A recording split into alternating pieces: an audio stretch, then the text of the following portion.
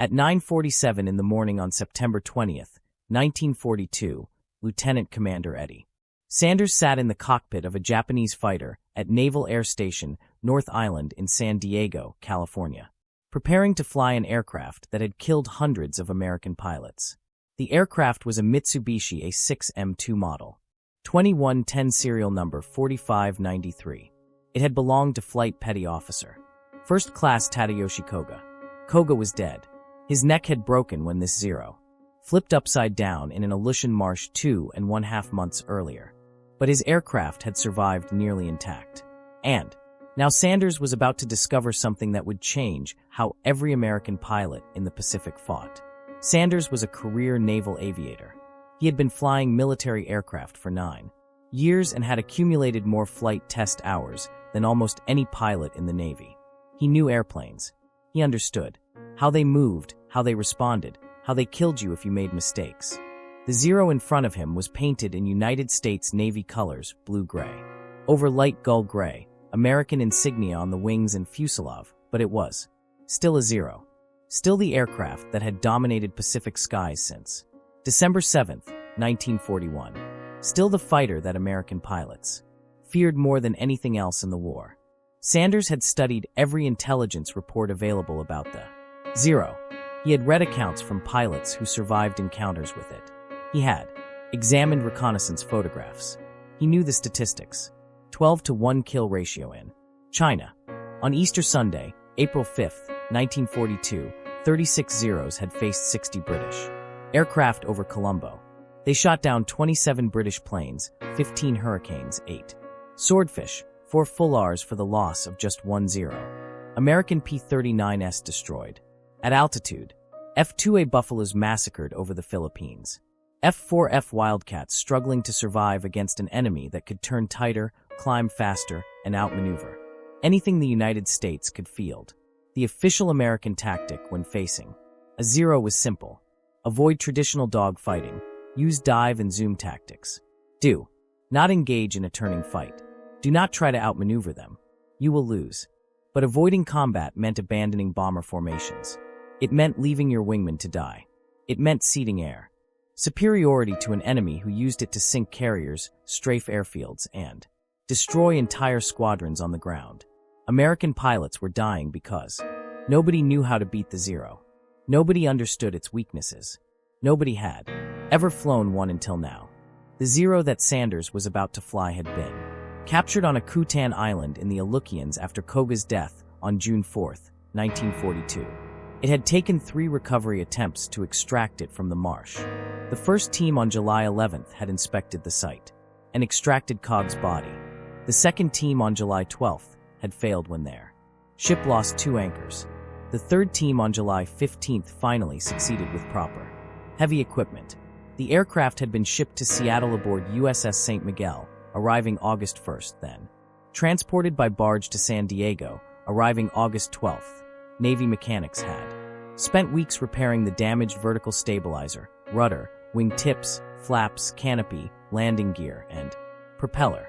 They had straightened bent metal, replaced broken parts, fabricated components that could not be found. The aircraft was now 98% original, as Sanders himself would later describe it. 2% improvisation. Sanders started the engine. The 14-cylinder Nakajima Sakai 12 radial came to life with a sound that was both familiar and alien, similar to American radials, but with a different pitch, a different rhythm. The propeller spun up. Sanders checked the instruments. Oil pressure normal, temperature rising steadily. Everything looked correct. He taxied to the runway. The Zero felt light on the ground, responsive. The controls moved easily under his hands. He had been told the aircraft weighed about 55,555 lb fully loaded according to museum specifications. That was 1,871 lb lighter than an F-4F4 Wildcat at 7,426 pound. The weight difference was significant. Sanders advanced the throttle and began his takeoff roll. The Zero accelerated quickly. The tail came up. The aircraft lifted off after a remarkably short ground run. Sanders pulled the gear up and began to climb. The first thing he noticed was how light the controls felt, almost delicate. The Stick moved with minimal force. The aircraft responded immediately to every input. At low speed, the Zero flew beautifully. It was stable, predictable, incredibly agile. Sanders made a few gentle turns. The aircraft rolled smoothly. He tried a steeper bank. The Zero snapped around with ease. He understood immediately why. Japanese pilots loved this aircraft. At low speed, nothing in the American inventory could match it. Sanders climbed to 5,000 feet and began to explore the aircraft's handling characteristics. He tried stalls. The Zero gave plenty of warning before the break, then recovered. Gently. He tried spins. The aircraft spun cleanly and recovered promptly. Everything about the Zero at low speed was forgiving, responsive, beautifully balanced. It was the kind of aircraft that made mediocre pilots feel and skilled pilots feel invincible. Then Sanders pushed the throttle forward and accelerated. At 190 knots, the Zero still felt good. The controls were light. The aircraft was responsive. Sanders was almost beginning to believe the reports from pilots who claimed the Zero could do anything. Then he crossed. 200 knots indicated airspeed, and everything changed. Sanders tried to roll the aircraft to the right. The stick moved. The ailerons deflected, but the aircraft's response was slow, sluggish. It felt like the air had suddenly become thick as molasses. Sanders had to use both hands on the stick to force the roll. The Zero responded, but not quickly, not immediately. There was a lag between input and action, a delay that did not exist at lower speeds. Sanders tried rolling to the left. The aircraft rolled more easily. Still not as crisp as at low speed, but better than rolling right. There was an asymmetry in the controls. The Zero preferred to roll left. Rolling right required significantly more force and produced significantly less response. Sanders pushed the speed higher, 220 knots, 240 knots. The problem got worse. At 250 knots, rolling the Zero to the right was physically impossible. According to his later reports, the ailerons had frozen up. The control stick required enormous force to move, and the aircraft barely responded. Sanders felt like he was trying to roll a truck instead of a fighter. This was the weakness. This was what American pilots needed to know. The Zero could not roll quickly at high speed, especially to the right. It could not perform rapid reversals above 200 knots. Any American pilot who understood this could exploit it. Get the Zero into a high-speed engagement. Force it above 200 knots, then roll hard right before. The Zero pilot could follow. The Zero could not match a hard right roll at speed. Its controls would lock up. The American could escape or reverse for a shot while the Zero struggled to respond. Sanders continued the test flight. He tried other maneuvers. He pushed the Zero into a steep dive to test negative acceleration.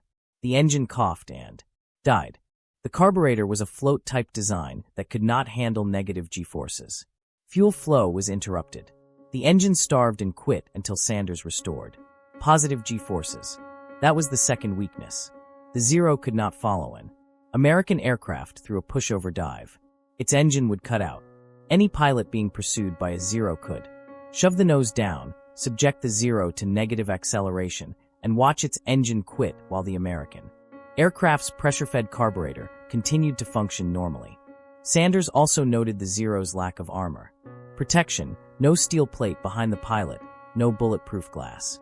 The fuel tanks had no self-sealing capability. A few hits from 50 caliber machine guns would turn the Zero into a torch. The Japanese had sacrificed protection for performance. The aircraft was fast and agile because it was light and unarmored. But that meant Zero pilots died easily when hit. Sanders landed after 25 minutes. He climbed out of the cockpit and immediately wrote his preliminary report. His hands were still shaking slightly from the adrenaline.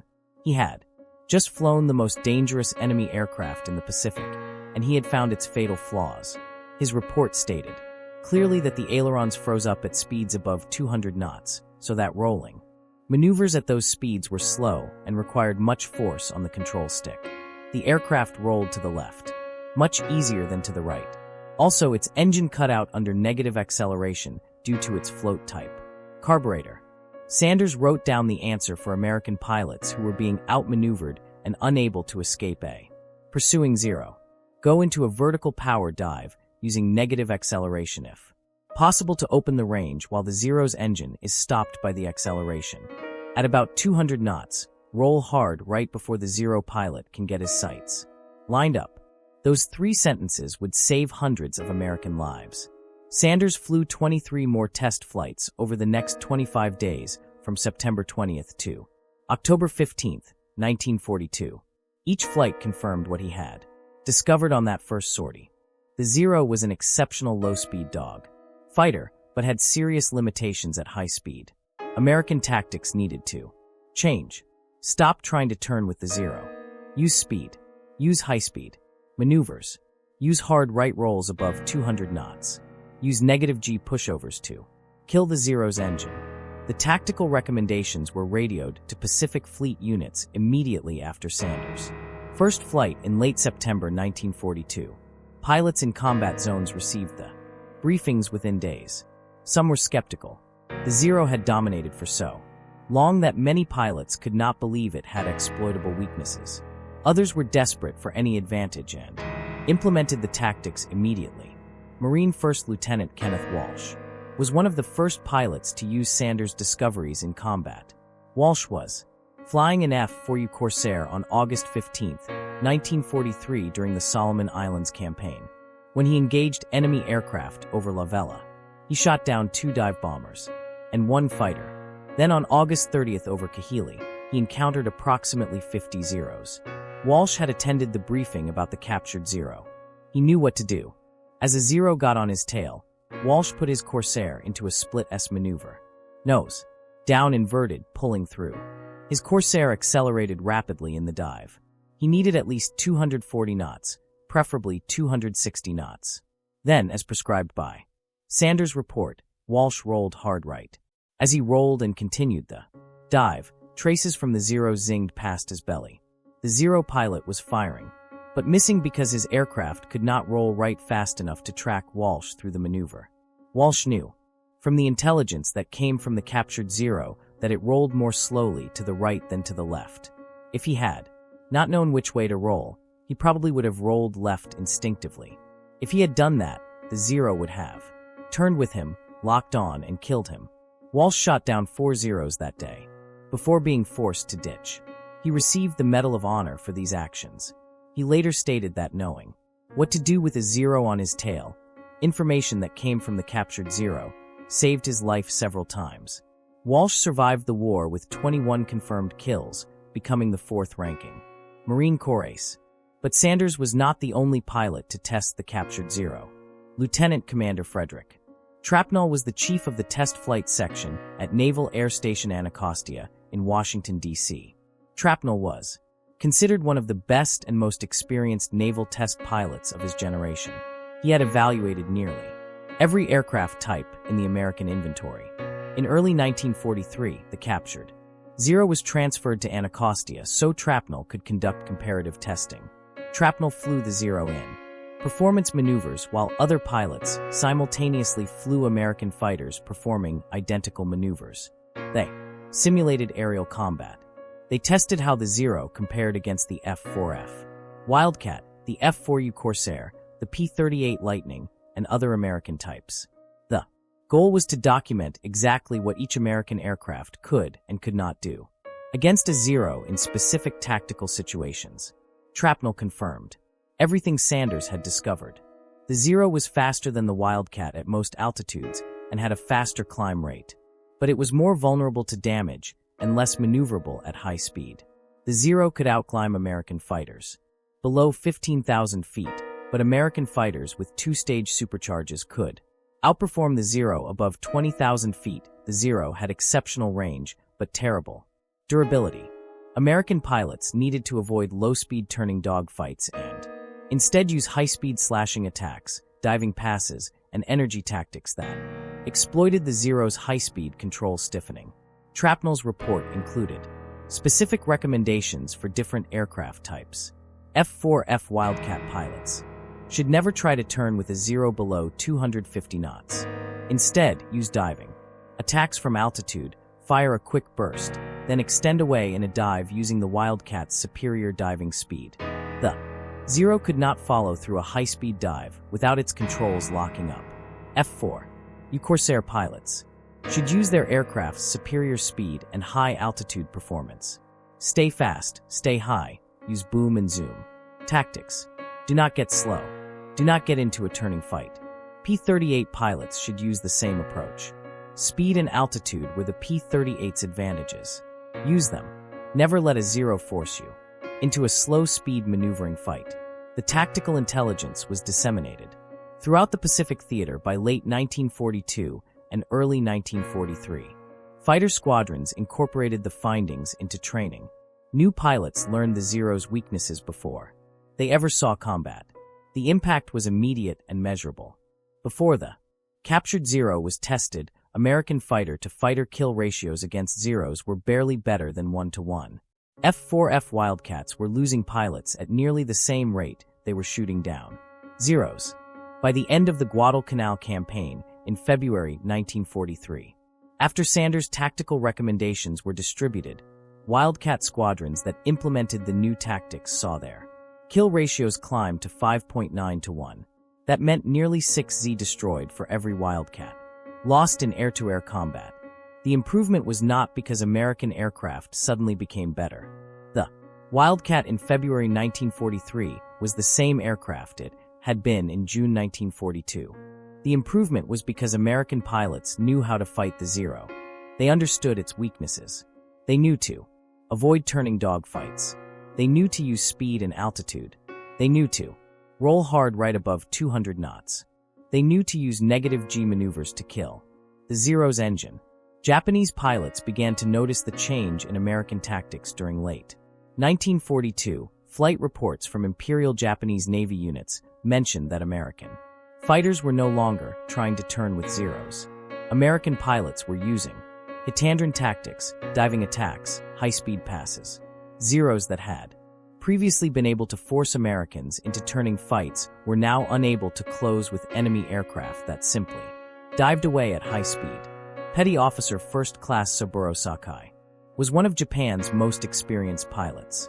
Official Japanese records documented 28 aerial victories for him, though some claimed more. He had been fighting American pilots since Pearl Harbor. In August 1942, Sakai was badly wounded during the Guadalcanal campaign when he mistook Douglas SBD Dauntless dive bombers for fighters and was hit by defensive fire from a rear gunner. He spent months recovering from severe head wounds that left him partially blind. When he returned to combat in 1943, he immediately noticed that American tactics had changed.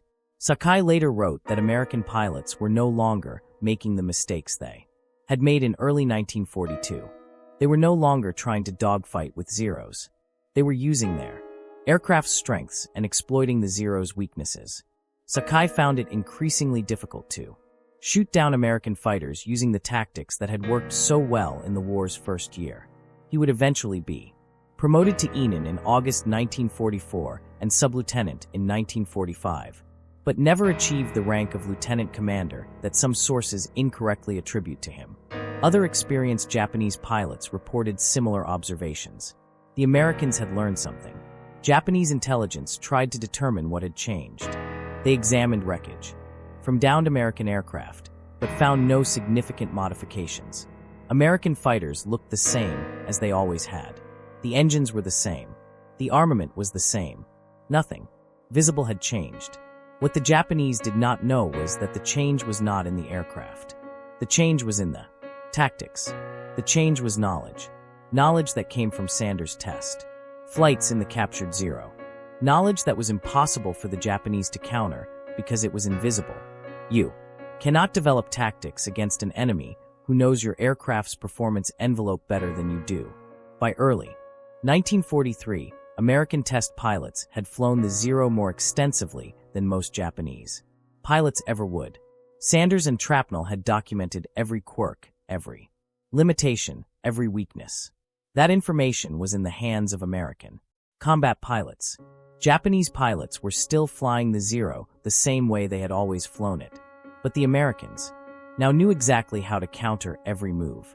The psychological impact on Japanese pilots was significant. For the first year of the war, Zero pilots had dominated Pacific skies. They knew they could outmaneuver any American fighter in a turning dogfight. That confidence was absolute. But by mid-1943, that confidence was eroding. Zeros were being shot down at increasing rates. Experienced pilots were being killed. New replacement pilots were even less prepared to face American fighters that now used tactics specifically designed to exploit the Zero's weaknesses. Commander Masatake Okumiya, an air staff officer aboard carrier Ryujo, the same carrier from which Koga had launched, had direct knowledge of the Zero's capabilities and the impact of its capture.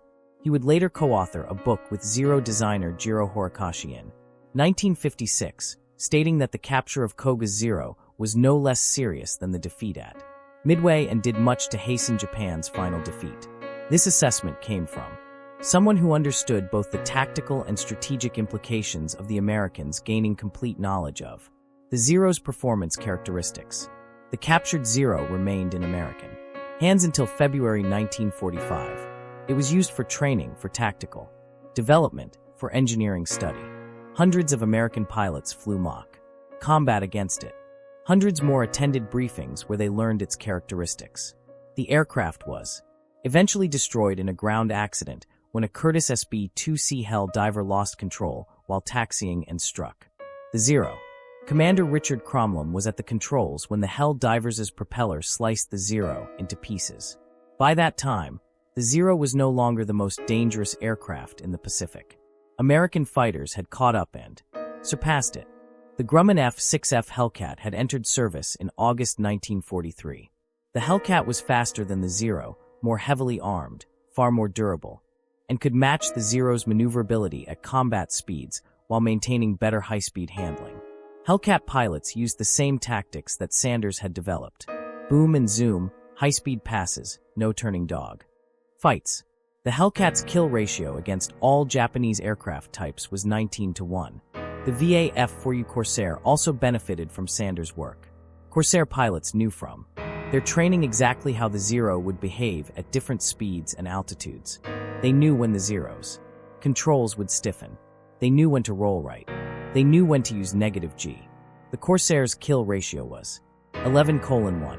Even the older F-4F Wildcat continued to improve its performance. By the end of the war, the official Wildcat kill ratio had climbed to 6.9-1 according to Naval History and Heritage Command records. 1327 enemy aircraft destroyed versus 178 aerial losses. The improvement was not because the Wildcat became a better aircraft. The improvement was because Wildcat pilots knew how to fight. The impact of Sanders' test flights extended beyond simple kill ratios. Military historians note that the tactical intelligence derived from the captured Zero fundamentally changed the Pacific Air War, though they debate the exact number of lives saved. Marine ace William Leonard called the captured Zero a treasure and stated that no other captured machine had ever unlocked so many secrets at a time when the need was so great. Multiple aces credited tactics from the Akutan Zero testing with saving their lives on multiple occasions. However, some historians challenge the contention that it took dissection of Koga's Zero to create tactics that beat the airplane. The Dache had been developed before Pearl Harbor based on intelligence from China. 9 Zeros were recovered from Pearl Harbor in December 1941 and studied. Trapnell himself stated on October 6, 1942, that the general impression of the airplane is exactly as originally created by intelligence, including the performance, suggesting much was already known. Yet the value of having a flyable Zero cannot be understated. It provided confirmation of intelligence, precise performance numbers, and most importantly, hands-on experience that could be transmitted to combat pilots. The testing provided exact speeds where control stiffening occurred, precise roll rates at different air speeds, and specific tactical recommendations that pilots could implement immediately. Sanders never received public recognition for his test flights during the war. His name did not appear in press releases. His contribution was classified. The test reports were secret. The tactical recommendations were distributed only to combat units. Sanders continued his career as a naval aviator. He flew combat missions later in the war. He tested other captured enemy aircraft. He trained new pilots. He survived the war and eventually reached the rank of Rear Admiral before retiring. When asked about the Zero test flights, he said he was just doing his job. Testing aircraft was what test pilots did. The fact that the aircraft happened to be an enemy fighter that would provide critical tactical intelligence was simply circumstance. Shrapnel also never received widespread public recognition for his role in testing the Zero during the war. He went on to become one of the most influential figures in naval aviation history. He co-founded the United States Naval Test Pilot School along with Commander Sidney Sherby and with backing from Rear Admiral Apollo Susk. The formal school was approved January 22, 1948 with the first class. Beginning July 6, 1948, Shrapnel was promoted to commander, then captain by May 1943. He was the first Navy pilot to fly a jet aircraft. He shaped the development of carrier aviation for decades, but his work with the captured Zero remained just one of hundreds of test programs he conducted during his career. Tadayoshi Koga, the Japanese pilot whose Zero was captured, died instantly when his aircraft flipped in the Aleutian Marsh. He was 19 years old, born September 10, 1922. His wingmen had circled overhead, unsure if he was alive or dead. They had orders to destroy any Zero that crashed in enemy territory, but they could not bring themselves to strafe the aircraft while Koga might still be alive inside. They left. They reported the crash. They did not know that decision would give the Americans the intelligence advantage that helped turn the tide of the Pacific Air War.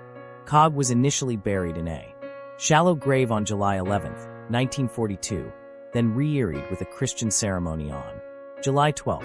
He was exhumed in 1947 by the American Graves Registration Service and reinterred on Adak Island with a marker reading Unknown Japanese Flyer.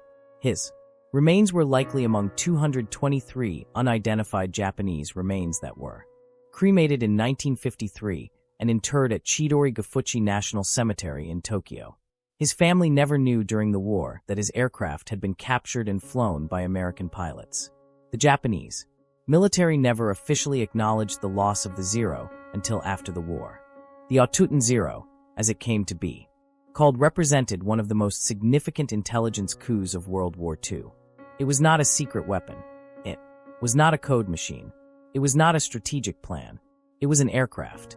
But by flying that aircraft and documenting its weaknesses, Sanders gave American pilots the knowledge they needed to survive and win. That knowledge spread from pilot to pilot, squadron to squadron across the entire Pacific theater. It changed tactics. It changed training. It changed outcomes. The story demonstrates that knowledge is just as important as technology in warfare.